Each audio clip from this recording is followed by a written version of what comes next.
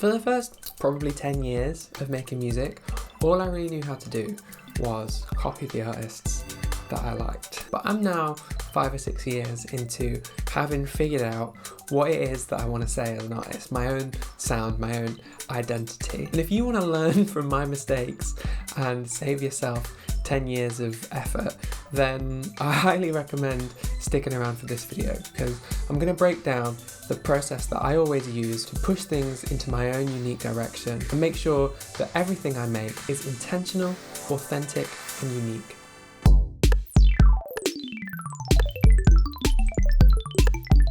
I want you to imagine your music as a conversation between you and your influences. If you're having a conversation with someone and all they did was repeat everything that you said back to you, A, you'd probably think you were talking to like an AI chatbot. B, you might be kind of creeped out that this person doesn't seem to have anything to contribute of their own.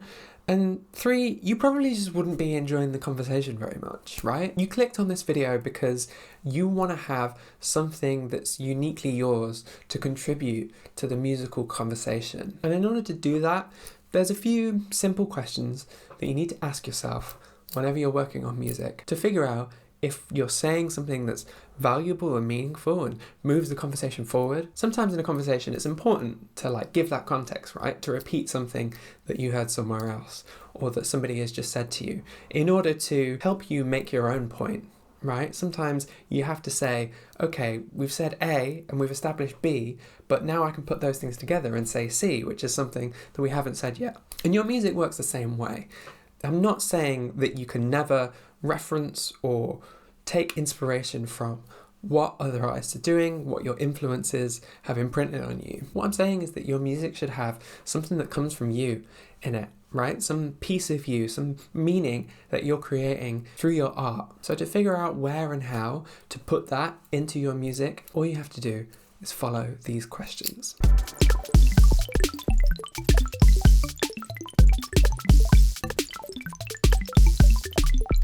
Whenever we're working on tracks, there are some aspects of them that are just super exciting, right? There's some idea, some sound, some little riff, something that you came up with that you're really jazzed about, and that fuels the creation of all this other stuff around it, right? Those things that you hit on, that you hear and you're like, yes, this is so good. That's you. The thing that you can't help but be excited when you hear, that is the core of your identity as an artist. This series of questions is about all the other stuff that fits around those really exciting ideas that you're really confident about.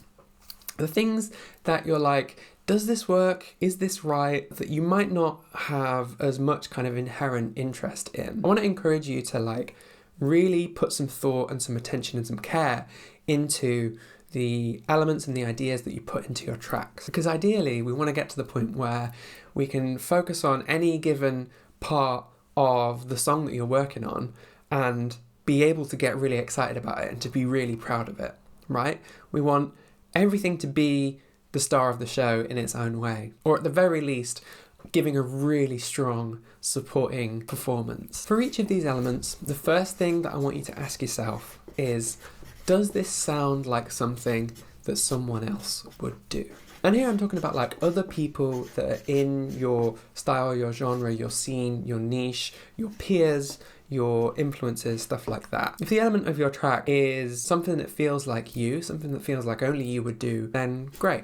We don't need to worry about it. But if the answer is yes, then we have another question to ask ourselves, which is, do I want it to sound like something that somebody else would do? Because like I said before, sometimes referencing what other people are doing allows us to provide the really important context for what it is that we're doing that's a bit more us, a bit more out there, a bit more weird, right? But if the answer is no, I don't want it to sound like something that somebody else would do, then you may be in a situation where you've kind of just been writing and producing on autopilot a bit, right? You've chucked the 4 to the floor kick drum in because that's what you always do. That's what everyone else does. Or, you're using particular tropes, particular generic things that just feel like they make sense for the style of music that you do. But if you don't really have a good reason, a good justification for it being the way that it is, and you don't really have any strong attachment to the specific thing that you've written,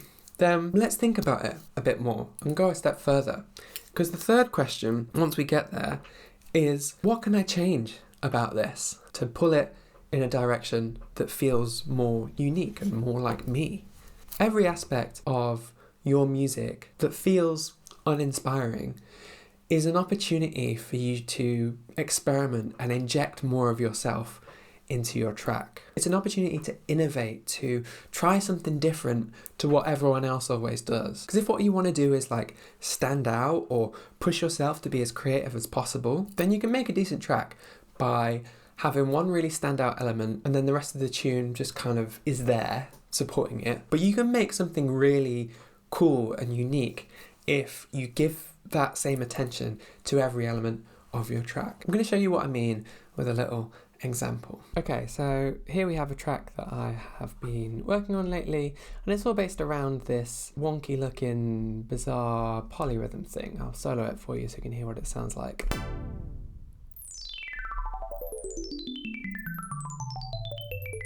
So these are the MIDI clips all triggering the same sound.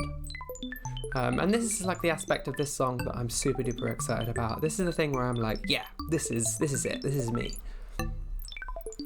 And I wanted to put a beat behind it. I wanted to start developing it into something that could be like a club track. So I started to get some stuff in here. So like I put a kick drum in, let's just start with that.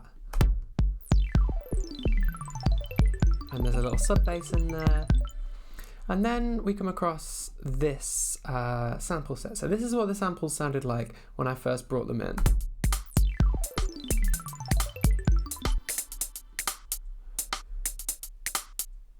Kind of an acoustic, kind of breakbeat, choppy up thing.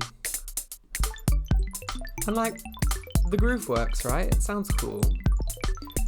But this is the aspect of the track that I felt least confident about. And so this is where I asked myself, does this sound like something that somebody else would do? And I think the answer is yes. You know, anyone can take a sampled acoustic kit and chop it up and rearrange it into a sampler rack the same way that I've done here. So the question then becomes, okay, how do we push it into a direction that's more exciting, more unique, more engaging? The first thing that I did was hone in on this rim shot sound, and I decided that I wanted some extra emphasis on some of these rim shot hits. So I've got this reverb chain here.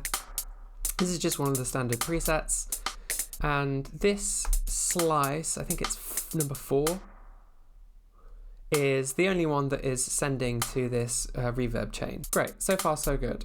The next thing that I decided that I wanted was to change the actual sound, the actual sonic character of the hi-hats, because they just kind of sound like recorded acoustic hi-hats, and that's not super interesting. So I decided I wanted to do some sound design. I wanted it to sound more digital, more processed, more interesting.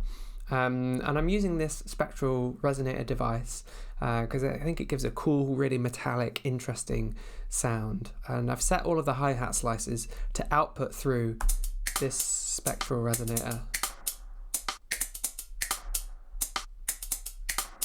And this is way cooler. It's got much more of a kind of cybernetic kind of feeling to it. And the cool thing about this, I started playing around with this decay control here.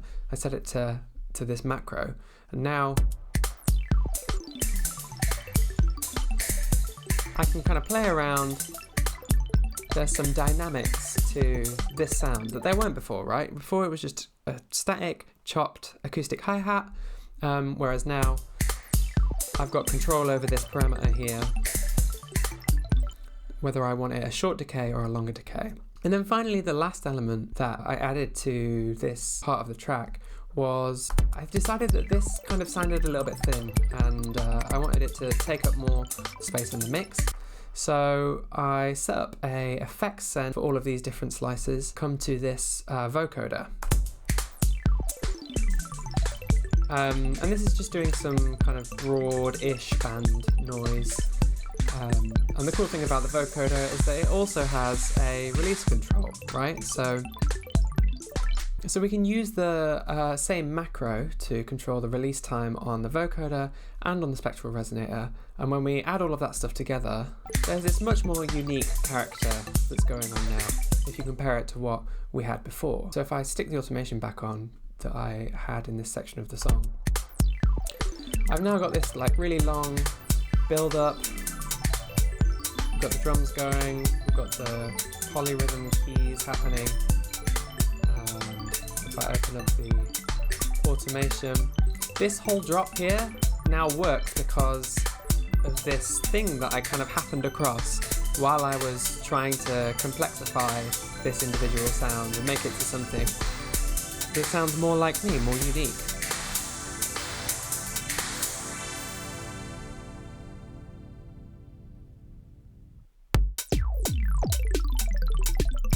It never would have had that kind of same level of dynamics. I wouldn't have arranged the song in the way that I arranged it if I hadn't first taken the time to say, hey, this is kind of generic. This is just something that anyone else could do. What could I do to add my own spin to it and experiment and try out something new that other people might not have thought of? So the next time you're working on a song and you're kind of feeling it, but it's not quite coming together in the way that you want it to, or it kind of feels like there's a few things that you're leaning on that are just sort of familiar tropes, generic kind of stylistic things, or just things that you've kind of copied from the artists that you're into. Go through each element of your track, whether that's individual instruments and sounds, or like the ideas and riffs themselves, or like the structural things, and ask these 3 questions. Come back to it, because if you get down to these 2 branches, then you know that you've got a justification for why you've chosen those things or why you've included that particular aspect. But if you get all the way down and this is where you end up, then you've actually got the opportunity to come up with something that makes someone else say, I never would have thought to do that. Drop a comment if you found this helpful. I'll see you in the next one.